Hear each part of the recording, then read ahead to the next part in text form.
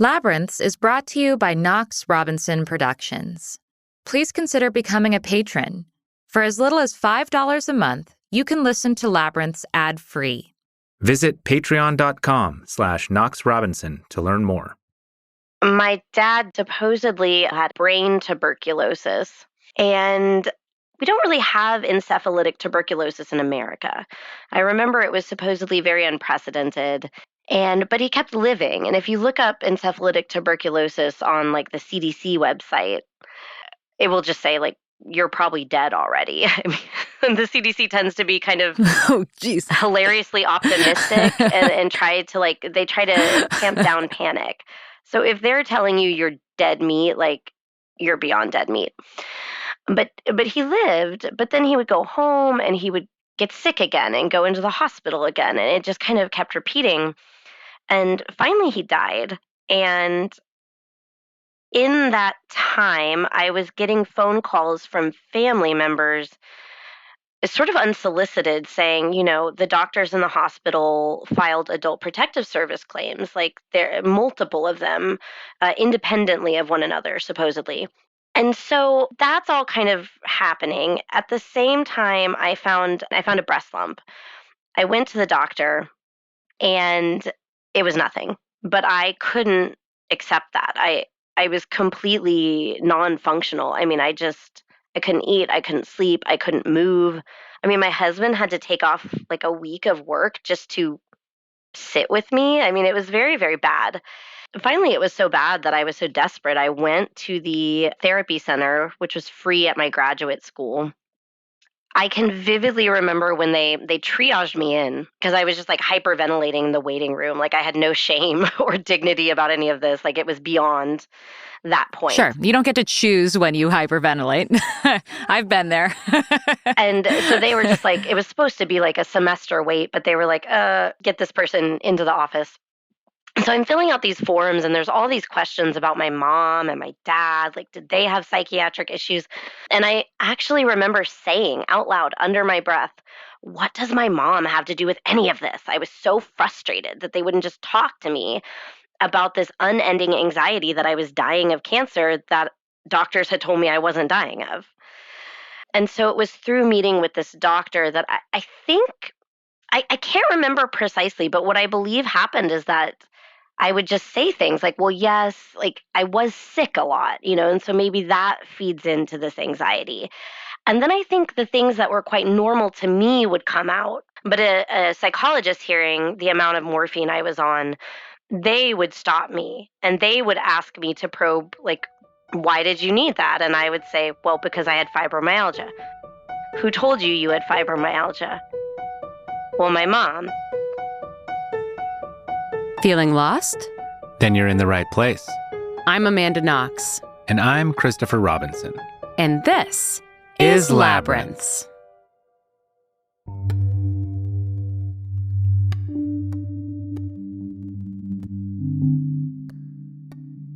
Today's guest is Dr. Kari Nixon, who is currently a postdoctoral fellow at the Norwegian University of Science and Technology.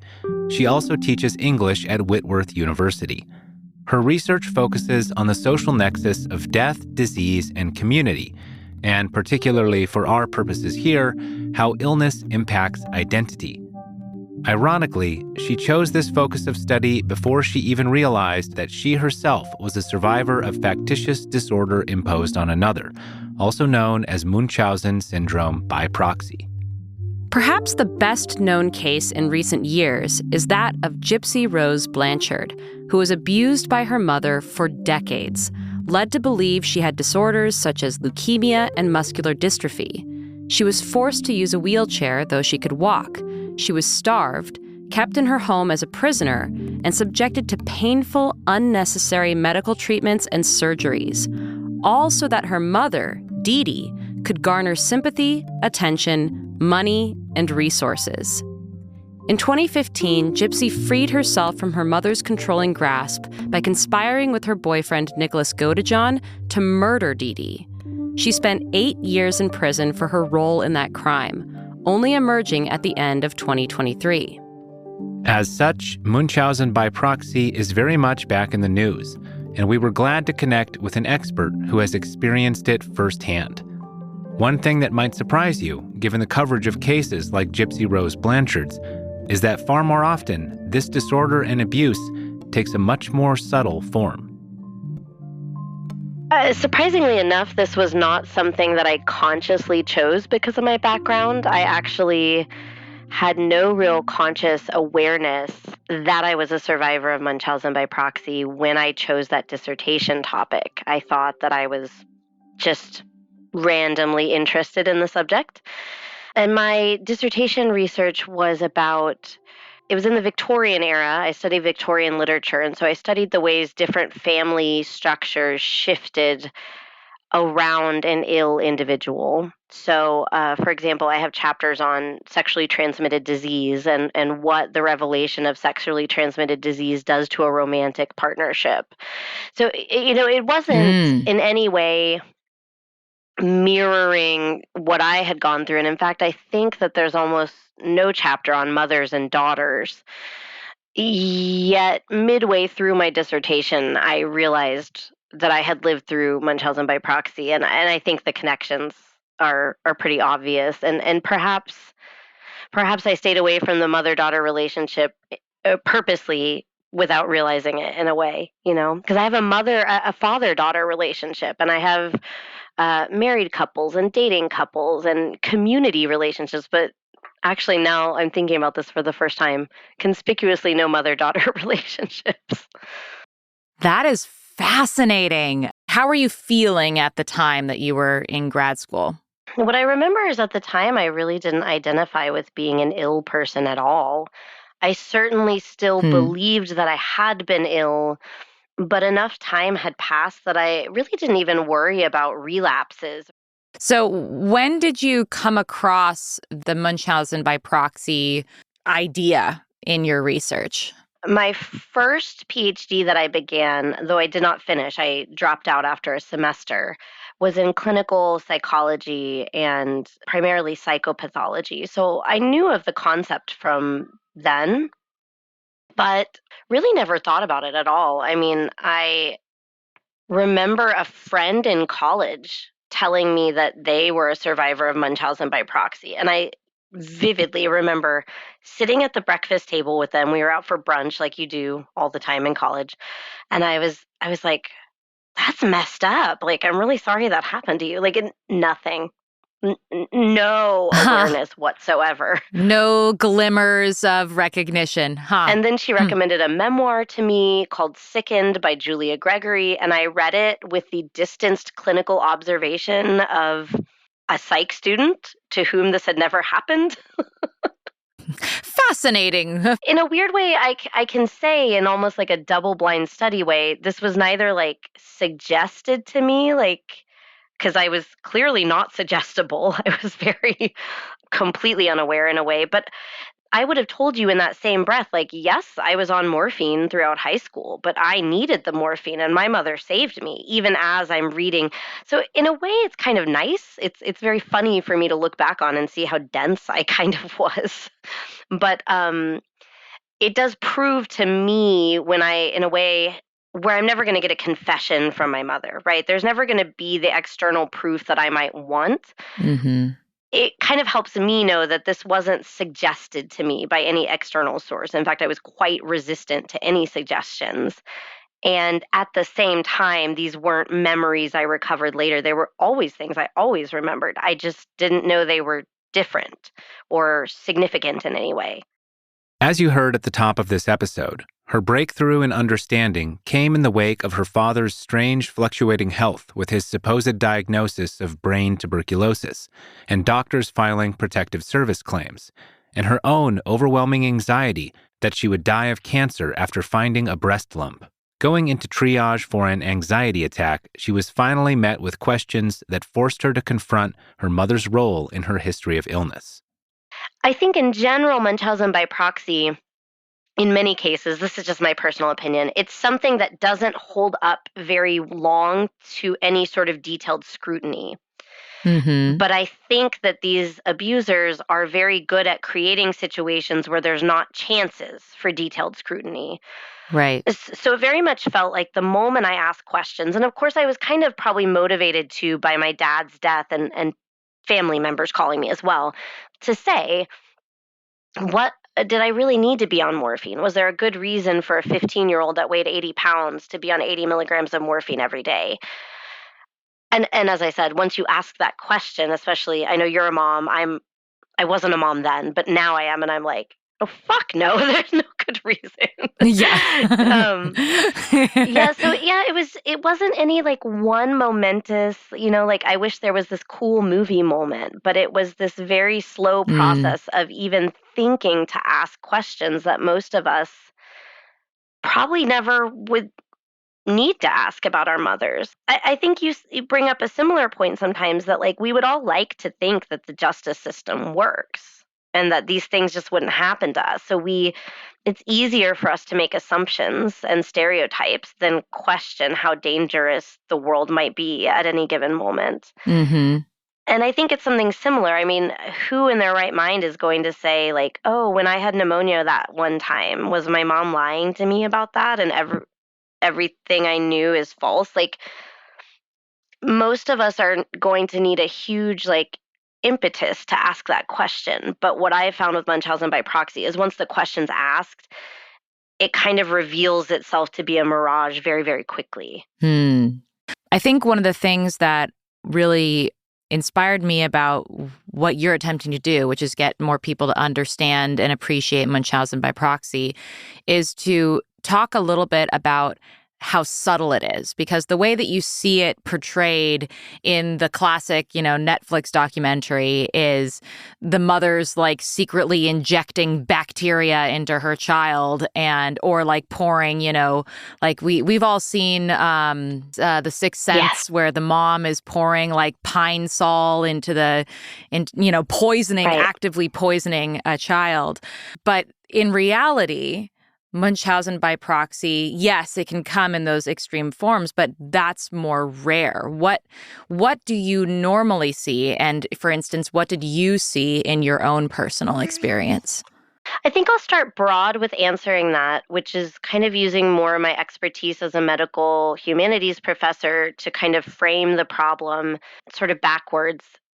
If we assume that Munchausen by proxy is a form of abuse, and I think it pretty obviously is, then we can use other forms of abuse as parallel concepts to think about how it probably looks. Because the big problem with Munchausen by proxy, as you alluded to, is that I think the majority of cases are invisible, likely even to the victims themselves, as in my case.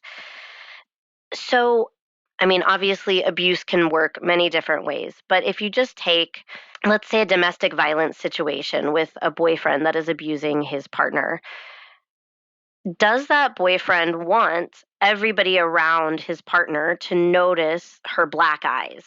Probably not, because they don't want questions asked. I mean, I think it does happen, but I think if the person abusing them had foresight and preference, which they maybe don't always, they're hoping that they don't get seen for who they are. They want to be seen as the charming boyfriend, not the boyfriend that's punching his girlfriend.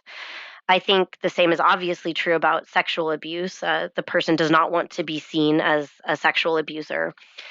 So if we just apply that logic, then I think it makes sense to say, even though there is this huge absence in Munchausen by proxy, I can't prove this statistically, but I think we can argue that most moms who are doing this, we do know that it's 99% of the time mothers, they don't want to get caught.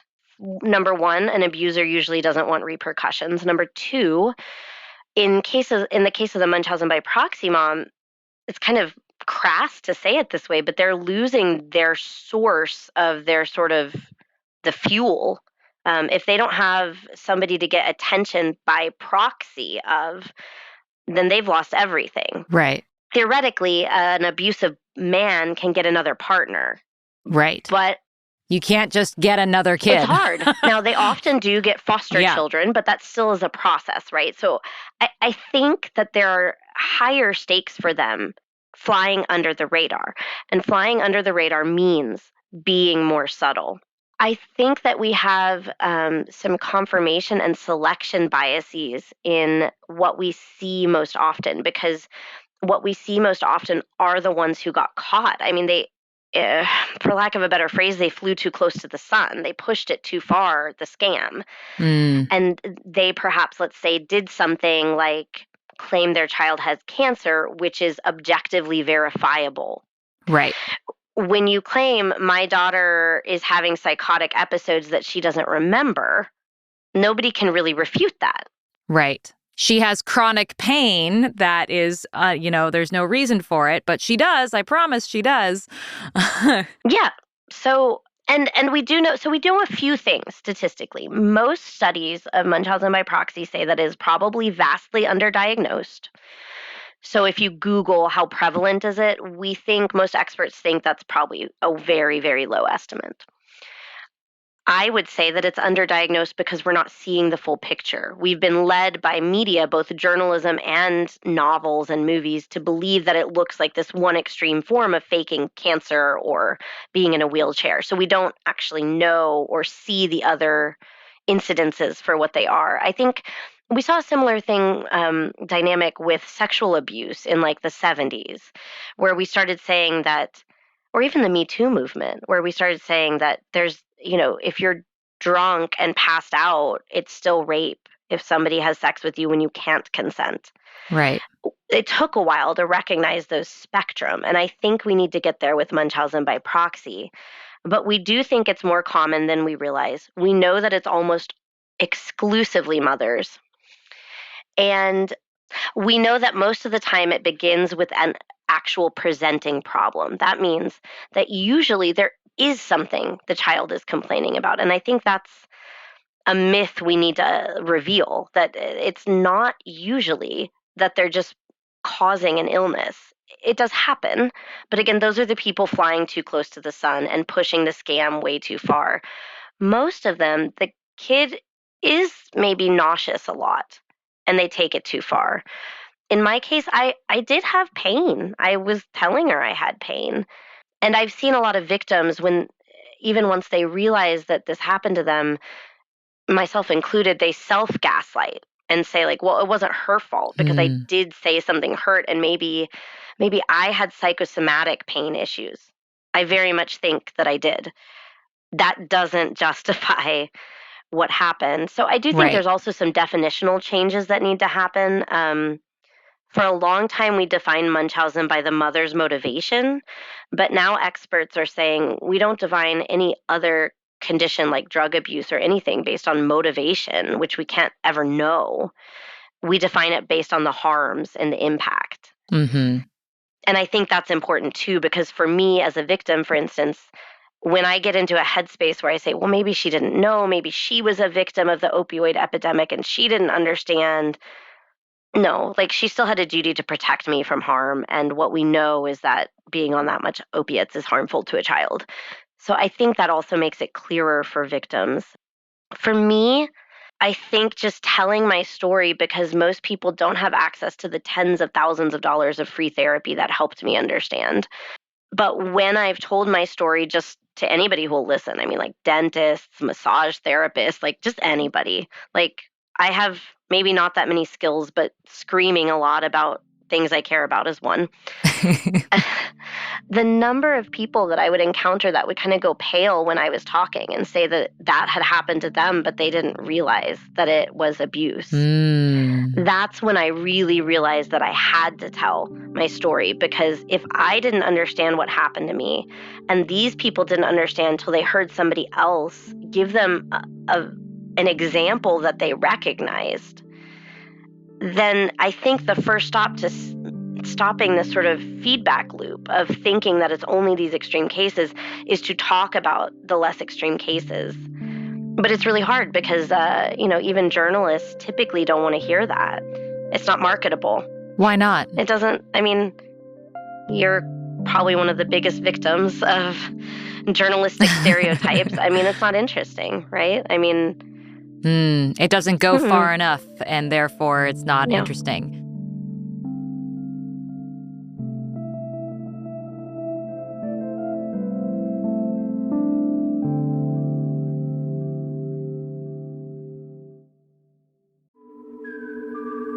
We could give you lots of reasons to support Labyrinths on Patreon, including ad-free episodes and exclusive patron-only content. But why not hear it direct from a listener? My name is Henry, and I've been a supporter of the Labyrinths podcast for some time. I can totally relate to the concept of feeling lost, and I think the stories have helped me tremendously getting through these last couple of years, and I think they would help others as well. Visit patreon.com/Knox Robinson.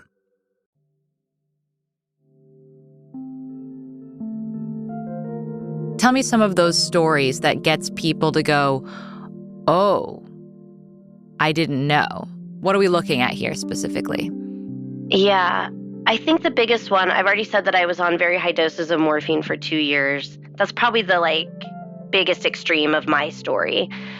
But when I say things like, as a teenager, if I was crying because I had this poor health situation and probably a bad family structure, when I would cry, which teenagers just do, and my parents would rush into the room with oxycodone or hydrocodone, and just give me that to make me stop crying. That is a moment that I have heard so many people just pause and be like, it was bad that my parent was just giving me opiate painkillers for a routine headache that I had one night. and not just one time, but doing that weekly, daily. Mm-hmm. That's the story that I recall people just always freezing. And if there's anybody listening who's thinking, well, okay, that wasn't so bad, I will say that almost beyond, well, I wouldn't say beyond the morphine, but that was a separate independent story where a psychiatrist of mine stopped me outright and was like, that alone is worth a CPS call. I would be calling CPS if somebody told me that at a 16-year-old. Mm-hmm. So it is verifiably a problem. I found that victims often think, and maybe it doesn't, it really doesn't rise to the levels we see in media, and therefore this can't be what happened to me. And this wasn't just happening when you were a teenager. I mean, pretty much your entire life, you had been sort of given medication as a way to deal with routine things like being a baby that cries. Can you talk to me a little bit about that? Yeah. So when I was an infant, I have so many aunts and uncles that will say they remember this conversation with my mom where she would say that she would just give me Benadryl as a 6-month-old and put me in my car seat and lock me in the laundry room with the dryer running so she wouldn't have to hear me crying. Now, interestingly, you can tell this story to people, and a lot of people will be like, a lot of moms did that in the 80s. Two things. Number one, it seems that even at the time in the 80s, my aunts and uncles were sort of horrified by this. So I think somehow it was a little bit abnormal even at that time. And number two, this is exactly my point. I believe that the abusers of Munchausen by proxy that are most successful at carrying out this abuse for the longest time and not losing the source of their abuse to CPS are the ones who are able to take some semi-socially acceptable things and or poorly understood conditions like infant colic and do something that's just normative enough that if you met this mom at the park and they said that to them, you're not going to go call CPS on that mom. Because right. As moms, again, I can kind of relate to you on that level. As moms, it's all of our biggest fear, right? That somebody's going to catch us on the day we didn't brush our daughter's hair very well. And they're going to be like, that mom's neglectful. And they just catch us on this bad day, right? So I think most of us err on the side of I'm not going to be reporting on this mother that I don't know. And right. And we're all going to tend to say, well, sometimes people do the Benadryl thing. When I was 7 and 8, that's when I was diagnosed in the early 90s with ADHD. And so I was on Ritalin and then also Prozac for reasons I'm unclear about. And again, you could say the mid 90s is the height of when everybody was getting their kid put on Ritalin. And so to me, my sort of rather mundane pattern reveals a very important thing, that she was using whatever was she could get away with at the time. whatever we didn't understand, colic, ADHD, chronic pain in teenagers. And she was being able, therefore, to manipulate those things in ways that nobody would question. So a lot of times the individual instance is not overtly suspicious, but if you kind of step back as if you're looking at a Monet painting, you can't deny the pattern that reveals that this is happening over and over and over with this parent-child dyad. And I think that's important. As a mom myself, I think it's hard sometimes to know how seriously to take a symptom your child has. I mean, to some extent, we're teaching them when they say, my stomach hurts, right? Do we panic? Do we say you're hungry? Do we say you need to poop? We could get it wrong sometimes, but that's different than this pattern you see, because I often find resistance from moms in wanting this sort of advocacy because they're scared that they will get falsely flagged. Research shows that moms are almost never falsely flagged. But secondly, I think we could reassure those moms by saying that one mistake where you look back and you say, should I have cut that tongue tie? Maybe we didn't need to do that. That's different than a pattern over an entire life where it kind of seems pretty consistent. Right. And there are also specific behaviors that we can point to as being an example of, okay, this person is pushing it beyond the realm of reasonability. Like, I mean, a good example that I've read from your description of your experience was that your mom, when she was not getting the outcome from one doctor, she would move on to another doctor and another doctor. Yes. So talk to me a little bit about those kinds of flags that would allay some mothers' or fears about putting the word out there that this is a real problem. Yeah, there are some red flags. Doctor shopping is a huge one. Honestly, in my research, I think that ties into more broader issues in society. In America, particularly, we think of doctors as sort of like a consumer-client relationship. And I think people do change doctors sometimes when they don't get the level of care they need. And so I don't want to make anybody worried if they've done that. But certainly going to doctors after another is a good example. Another one that I remember from my own experience and is backed up in the literature is a child who seems to be old enough to explain their own experiences, either not being allowed to by the mother, or what I think is actually probably more true, kind of just opting out of talking about their own body. I don't think my mother ever just told me not to talk, not even in private. A lot of victims do remember their mother telling them to not talk. Mine didn't, but I just believed that she was the one that understood better and that I didn't know what was happening and I needed her to advocate for me. And when I look back, again, being a mom has been, I think, very elucidating to help me own how extreme some of these things were. Most survivors don't want kids because they're scared to do that. But in my case, it's been mostly enlightening. My eldest daughter is about to turn 8, and absolutely, when we go to the doctor, by 6.5, she could talk. I mean, for the most part, she can tell the doctor what's happening. She can totally tell the doctor what's going on with external symptoms that she's aware of, right? This might be different for malnutrition issues that they might not be aware of, but right. She had a little cyst somewhere and she could tell him, does it hurt? Does it not hurt? Where is it? What does it feel like? I was 16 and in doctor's offices where one doctor finally was like, let her talk, let her answer for her own self. So when I think about myself, I don't think it was that abnormal because my normal was just what I lived through. But when I compare it to other kids I see, I'm like, oh, that's really weird. And I think it would probably take any adult by surprise to see a kid that old just shutting down and letting their mother talk for them. Because generally a teenager particularly doesn't want their mother to talk for them. Totally. You're right that being a mom definitely puts a lot of these kinds of things into perspective. And I've thought a lot about how, especially how the general Western mindset tends to pathologize a lot of things about kids. and has historically done that. Like I had friends who were prescribed Ritalin when they were kids because they couldn't concentrate in school. And instead of thinking, well, maybe the school structure is Yes. not ideal for them, we instead pathologize the child and say that the child needs medication, and this over-medicalization of common and understandable human experience.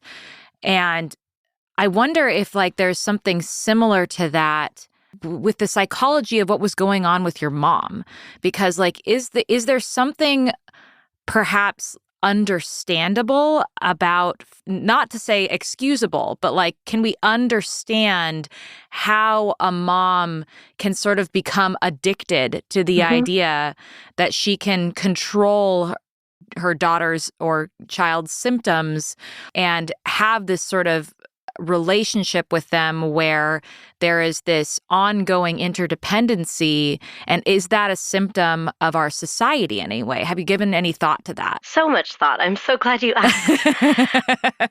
And this is why I'm like so glad that you could have me on here, because I think in your work you ask these questions.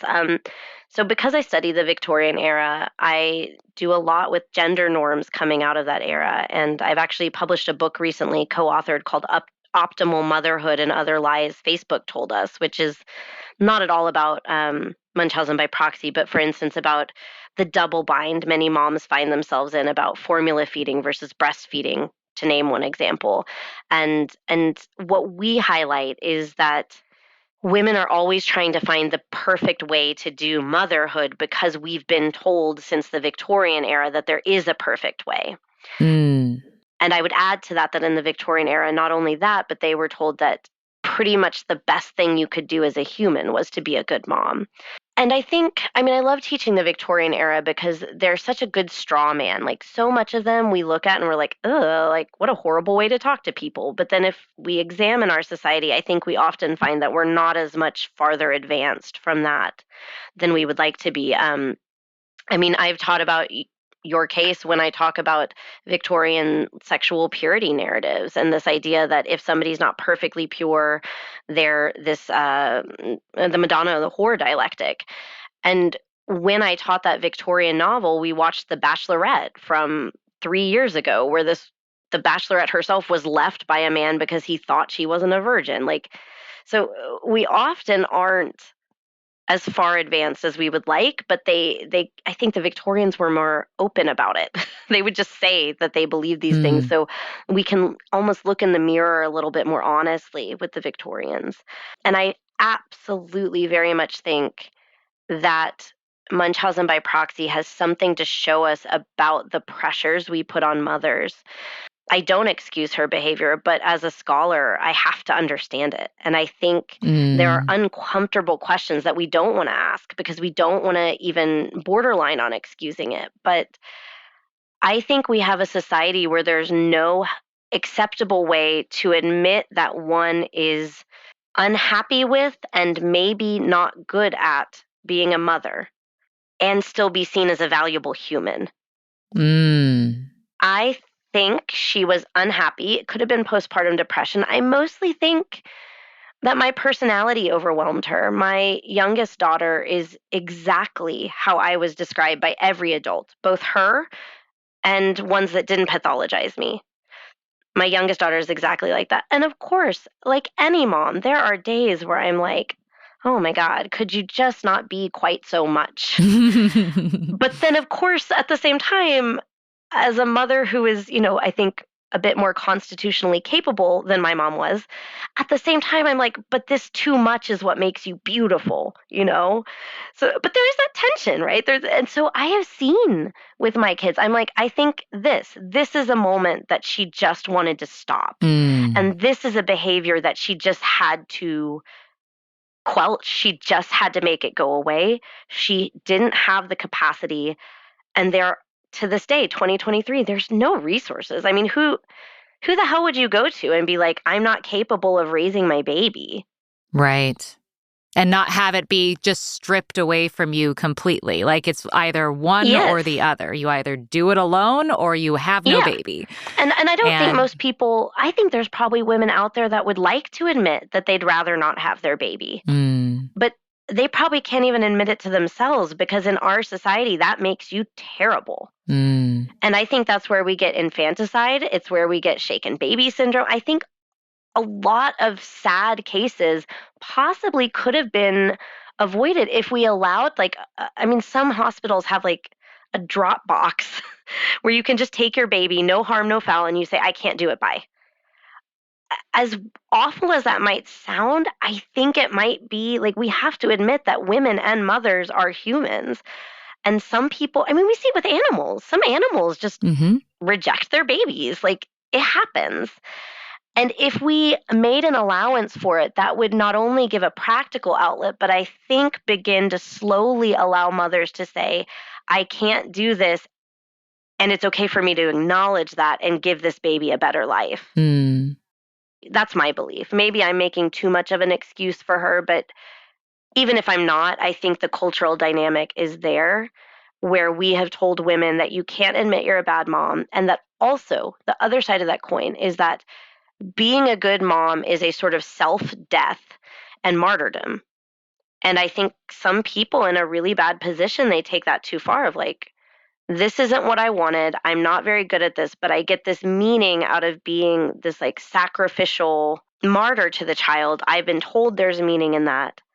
And all at the same time, when you pathologize the child, it's the child's problem, not you, that you have to question your value as a mother. Mm.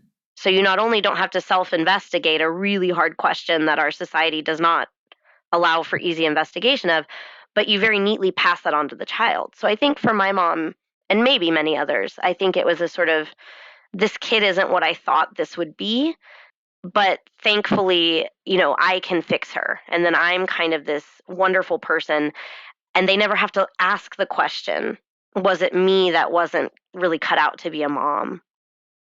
And no one feels comfortable approaching, again, one of the big issues with Munchausen by proxy is that if you examine it closely, it comes to light pretty obviously, but you have to be inclined to examine it closely.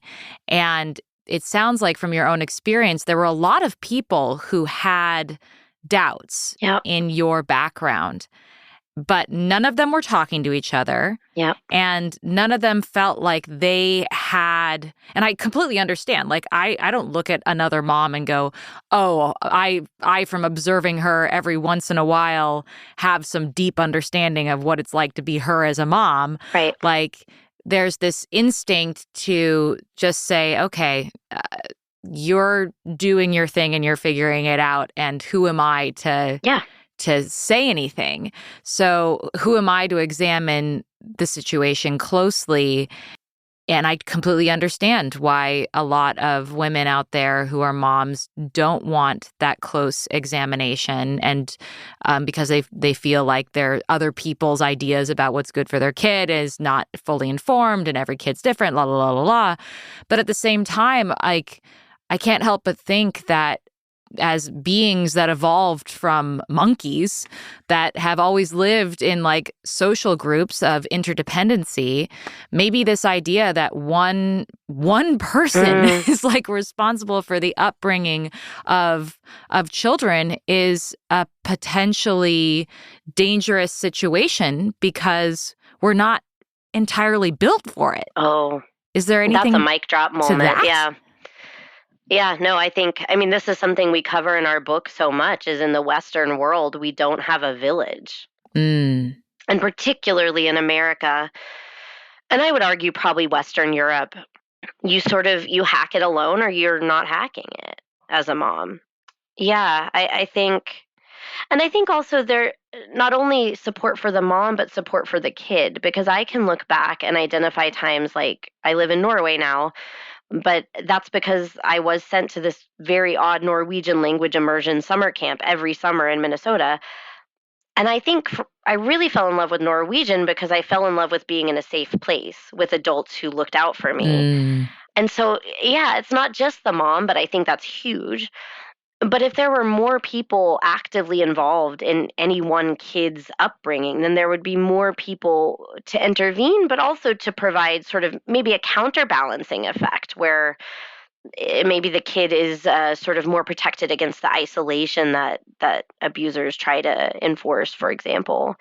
One other thing I will say, you mentioned pathologization, and I talked kind of at length about that, but I've had this theory that maybe it happens more in societies that are tend to more medically pathologize things. And again, we don't have data, but I see it in Europe. I see self-identified survivors in societies that are less medicalizing.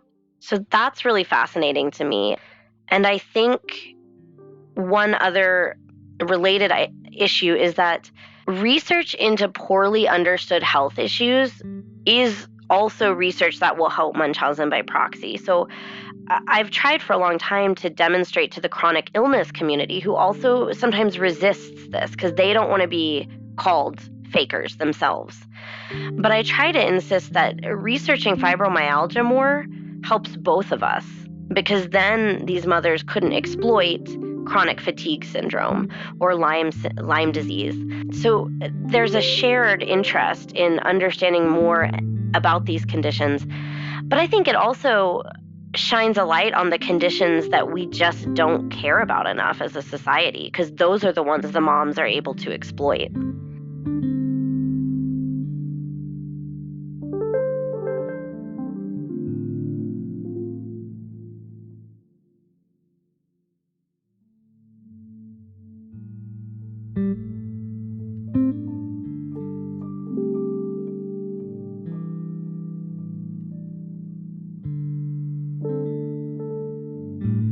You mentioned that there's not enough support and empowerment for kids. And I think that's one of the things that's really scary about all of this, is that from a young age, kids are led to believe that the relationship that they have with their parent who is exploiting them for whatever their motivations may be, and there probably are many, honestly, it's probably a horrible cocktail of motivations. But there's this sense of like not trusting the kid and not empowering the kid to say what they need and what's going on with them even. You talked about being a 16-year-old who is not even being told by her mom not to talk in the doctor's office, but just is like, oh, my mom speaks better for me than I can. Mm-hmm. Like, how has this whole experience impacted your self-identity as a mother and your relationship with your kids? With my own health, it's harder. I've had to work really hard to believe that I know my own body and what it needs. I don't think that I feel that has been as difficult with my own kids. I tend to have a bit of a mental block in a way about seeing my own situation, as I think is maybe evident. I can talk about it really clinically, but if I think about a kid my age going through this, I get really mad. If I make it not me, then I can feel the feelings. So perhaps that's why with my kids, I don't feel that inability to know whether to, I don't know, be really concerned about something. But I will say, and I say this with, I don't know, every caveat one could possibly throw out there. In my weakness has been to sometimes under worry about things. I don't want that to be interpreted that I've ever neglected my kids, because I haven't. Or if I have neglected an issue, it's been a non-life threatening one.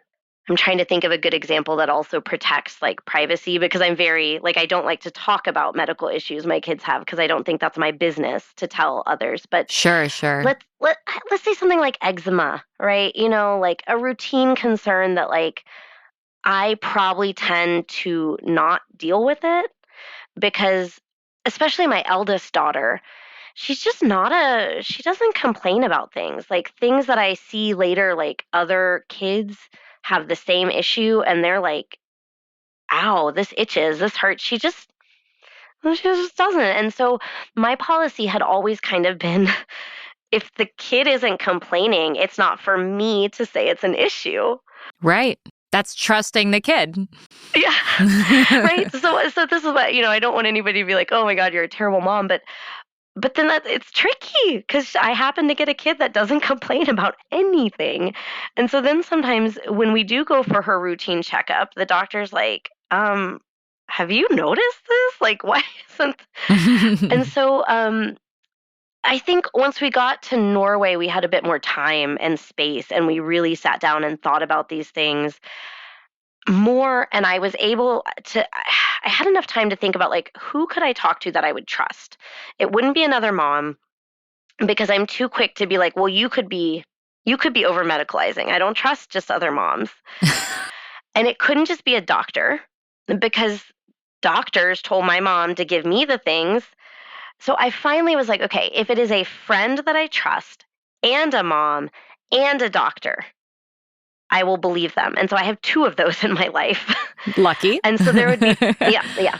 There would be things like, okay, like, what do you think about like they're not sleeping? And the doctor said I really shouldn't be as worried about melatonin as I am. But with my history with Benadryl, I'm like, but that, like I said, the doctor at some point was like, he wasn't telling me what to do, but he was like, there are health problems from not dealing with their sleep too. Which is when I realized, like, as a mom, we never actually get to opt out of these things. We're making a decision whether we intervene or not. And so then that's when I had this like panel of like what would be trustworthy to me in an objective way. And I would go to those people and be like, actually tell me what you think about melatonin, or actually tell me what you think about Miralax for constipation. And particularly if they said that they had done it for their kids, then I felt like I could believe on like a deep level that it was okay. And we were able to just have a little bit of time and space to go through that discerning process here. And I think finally be making more moderate choices. But it really wasn't until this past year that I realized like there's no not choosing. It's much what I hear about people recovering from eating disorders. You never get to not make a decision about eating in a day because you're deciding not to eat, which may be your eating disorder, or you're deciding to eat, which may be another kind of eating disorder. And that's when I kind of realized that like my default had been to be like, well, it's fine. Like unless she's, really complaining, she's fine. That wasn't my kid, and all kids are different. And also that's still a medical choice I'm making by not intervening. So yeah, it's been mostly hasn't been a pain point, but I think in some ways that's reflective of the fact that my response was to not address it too much unless there was like an obvious emergency need. Yeah, I tend to err on the side of if the kid's not complaining, then don't assume something's wrong and trust the kid. And I wonder if being exposed to different cultures as well has been super helpful because, like even in our own society here in the US, we've had fads. Like you brought up the Ritalin and like the fad of Ritalin or the fad of the opioid epidemic. Yes. There were periods of time where things were treated as miracles, miracle drugs that everyone was so enthusiastic about. And then it was only with time did we as a society become exposed to the consequences of that. But also potentially someone across the water would go, why are you, so your kid can't like focus in class? Well, just have them go to outdoor school. Like, there's other ways to address issues, and there isn't a one size fits all for everyone. And so different societies view different issues in different ways. And has that been potentially helpful to make you feel a little bit more confident about your choices as a mom? It definitely pushed me to think. I mean, it was a babysitter here who was like, I couldn't believe you gave your kids melatonin. And I like had like one of the biggest meltdowns of my life because I was like, did I become this? Like, have I harmed my kids? Like, my teeth wouldn't stop chattering. Like, I think I was in actual shock of some kind. Like, I was not okay. And that's a cultural difference. But you know what? It was good though, because it forced me into that recognition of like, there is no not choosing to be their guard. Like, we're their guardian. At the end of the day, we're choosing to do or not do something regardless of what we do. And so I think that was a really important thing for me to confront. in a space where they don't have any serious medical conditions, it's important for me to think about how to handle that, and to think about the fact that I very much think melatonin is a fad in America. I think people overuse it on their kids. It was something that we decided to do occasionally with the input of doctors, which again, I think there's such an interesting lens when you have come through Munchausen by proxy, because basically you're like, there's no burden of proof that would make it enough, because you've seen these burdens of proof manipulated by different actors. And that can be really, really, really, really scary at its worst. And I don't know if maybe you feel this way through some of the things you've been through, of knowing that like the worst, most random thing can happen to you. It can be so, so, so, so, so, so scary. But it can also be really freeing to know that like there's no simple answers in life. Like everything is just trying to do the very best you can in the moment. And the idea that there is a simple answer to something like child sleep or how to be a good mom is a comforting illusion, but it's an illusion. So like, yes, like I stand by the fact that we occasionally use melatonin. I don't think it's something that people should be like in Norway, like horrified by. But I do at the same time think it's a fad in America. And I actually spent many years kind of judging people who used it. I think both of those are too simplistic. The answer, and as you said with ADHD, I think most of the time it's that we expect kids to sit through 8-hour school days when I can't sit through a 90-minute meeting as an adult. And yet, ADHD probably does exist in some people at some level that need medication. And like, there aren't simple ways to discern that immediately. I think all any of us can hope for is to have a good community helping us suss that out. And in most cases, that should be our mom, who is doing an imperfect job as well as she can, we hope, in most cases. So, what is your relationship with your mom today, and how do you feel about it? I cut her off when I was pregnant. Once again, I think things that I could sort of hold at a distance for myself, I couldn't when I thought about another child in the mix. And more than the Munchausen, she had kidnapped me as a 9-year-old in a custodial dispute. And truly, only like 2 years ago did I realize that sort of counted as kidnapping. I was very, very traumatized by it in the moment. But for most of my life, would just say, like, yes, I was traumatized, but I was probably making a big deal out of it because it wasn't like a stranger abducted me. So it took me a very long time to realize that, most kidnappings are custodial. That was my bigger fear, is that she would find my kids and convince some daycare worker to let her pick them up from school or something. Oh my God. Yeah, I see you reacting. Like every mom's biggest fear. Yeah, so it actually wasn't the Munchausen really that motivated it, but she's also, well, I don't want to give too many identifying details, but she's very good at convincing people of things. And so that was my thing, is that like, to this day, as much as I know she can't get anywhere near me, I don't even want her to know I have kids. Wow. And you can see the sort of lack of, it's a bit of an irrational fear, because I'm here saying that I have kids, assuming she won't find that out. But like, I would still have an absolute panic attack if I thought she even knew that I had children. So no, we haven't talked in ages. She still contacts me sometimes. She has a cousin, I guess, that sometimes emails me updates no matter how much I tell him not to. And the most recent one was him saying, like, which actually I'm kind of grateful for, because it's in black and white. Like, I'm not gaslighting myself. I'm not imagining this. He said, your mom says that you have a very serious genetic condition passed down from your dad, and that if you don't contact her soon, like, there could be harms to you and your son. Then I had a panic attack because I'm like, she knows I have kids, but I don't have sons. So then it took like 3 friends to be like, she doesn't know anything, you don't have a son. But wow. Like I said, it kind of proves it though. I look at that email sometimes and I'm like, I didn't build this theory on a bulletin board out of nothing. Like, she's still using the fear that I guess she knows I still to this day struggle with, of worrying that what if I could be ill? I don't believe I'm ill. That's really important to me. I would do anything to never embody like a patient identity, but I get like an anxiety and I Hmm. need doctors to tell me it's fine because I've been trained that I don't know my own body. Wow. But the doctors can't do any testing. I want them to like stand on the other side of the room and just tell me I'm fine, which is it's a tall order. But yeah, so I cut her off then.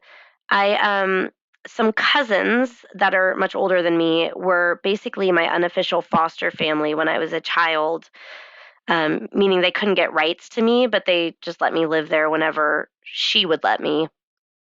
And they legally adopted me when I was 30, which is a bit odd, but I mean, I think they're basically my parents at heart.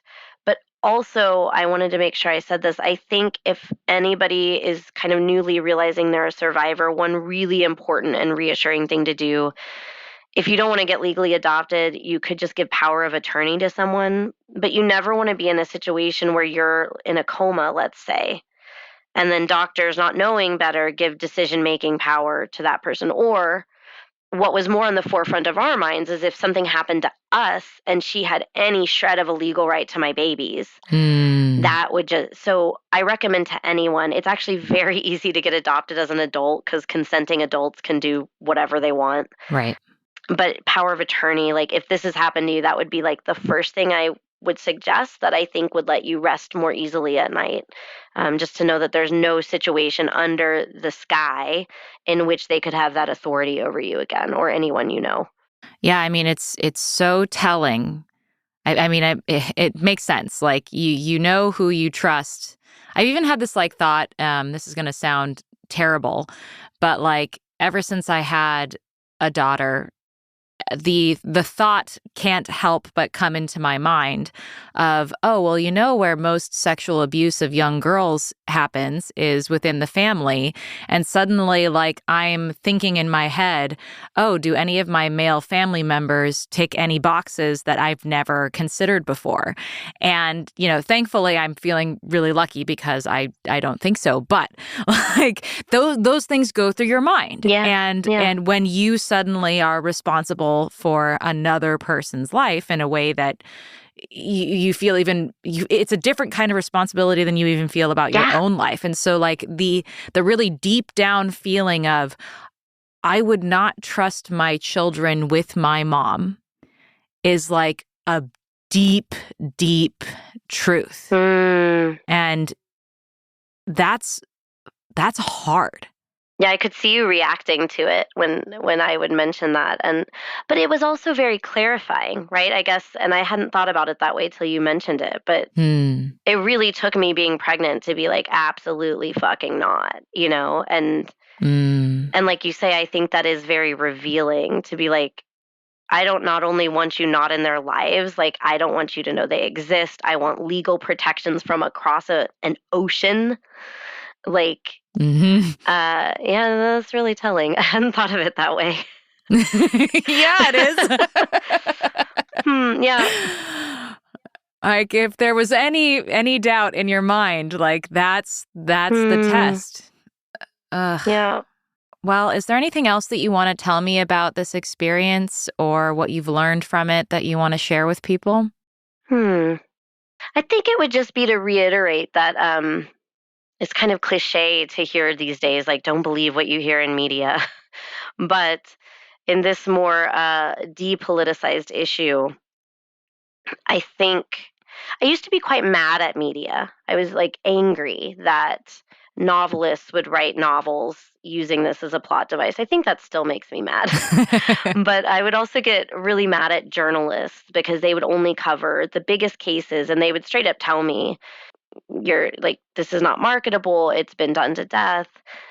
But now I see that it's just kind of this really odd like glitch in the matrix that we've gotten into where for whatever, because those were the most visible, those were the cases that got caught, those are the cases that got publicized, and it became the paradigm under which we know Munchausen by proxy to be. And we see it even in medical case studies. The things that doctors think are publishable about a case or a patient are the more extreme ones. So it recapitulates this narrative. And what I've seen from my personal experience is that narrative is the way out. To like share our stories gives another look at that. But yeah, I think I would just state that again, that I don't think it's anybody being an evil villain behind the curtain. I thought that for a long time when I was very mad. But now I think it's just this weird glitch that's happened. And the more people talk about it, the more there will be other people who hear stories like this and possibly realized it happened to them or someone they know. And we can start breaking down that one story of Munchausen by proxy, just like the Me Too movement did for one version of what consent looks like. Cool. Well, thanks so much for spending time talking about this crazy experience, Kari. It's great to speak with you again. Thank you so much.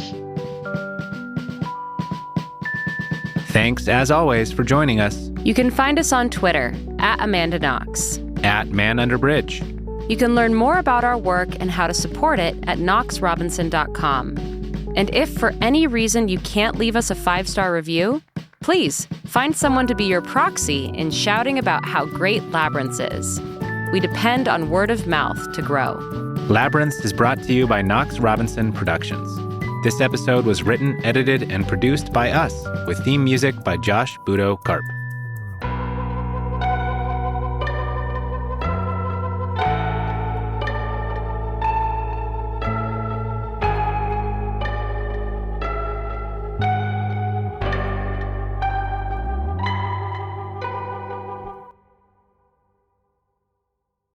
In the Labyrinths podcast system, the listener is serenaded by two separate but equally important hosts, Amanda Knox, who brings authenticity and empathy, and Christopher Robinson, who brings intellectual curiosity. These are their stories.